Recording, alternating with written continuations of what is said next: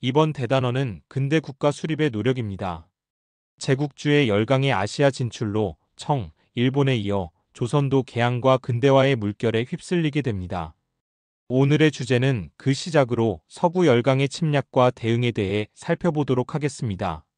이 연표에서 보는 바와 같이 흥선대원군의 통치 시기인 1860년대에서 1870년대 초반까지의 이야기입니다. 1866년 병인박해에서 제너럴 셔먼호 사건, 병인양요. 1868년 오페르트 도굴 미수 사건, 1871년의 신미양요를 주요 사건으로 합니다. 이 주제는 첫째, 서구 열강이 조선을 침략한 까닭은 무엇일까? 라는 질문에서부터 시작합니다. 둘째, 흥선대원군이 서양과의 통상을 반대한 까닭은 무엇일까?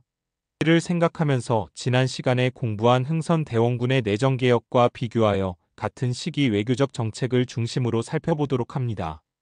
19세기에 접어들면서 서양의 이항선이 조선의 해안에 자주 나타나 통상을 요구하였다. 제2차 아편 전쟁으로 청의 수도인 베이징이 서구 열강에게 함락되었다는 소식도 전해졌다. 조선에서는 서구 열강이 침략할지도 모른다는 위기감이 높아졌다. 이런 가운데 청에서 연해주를 할양받아 조선과 국경을 접하게 된 러시아가 통상을 요구해왔다. 흥선대원군은 국내에 있던 프랑스 신부를 통해 프랑스와 접촉하여 러시아를 견제하고자 하였지만 교섭은 잘 이루어지지 않았다. 한편 청이 천주교를 탄압한다는 소식이 전해졌고 국내에서도 천주교를 금지하자는 목소리가 높아졌다.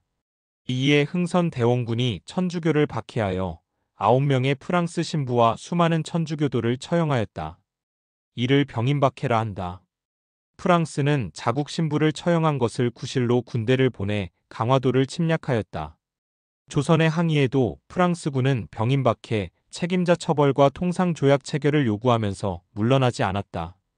이에 맞서 한성근 부대가 문수산성에서 전투를 벌였고 양원수 부대는 정족산성에서 프랑스군을 공격하여 승리를 거두었다.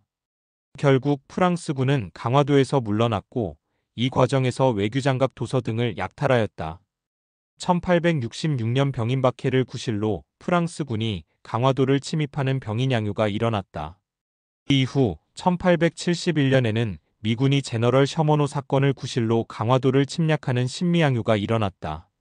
병인양요 이후 조선 정부는 천주교 박해를 강화하고 서양 물품 교역을 금지하였다. 화포를 개량하는 등 군사력도 강화하였다.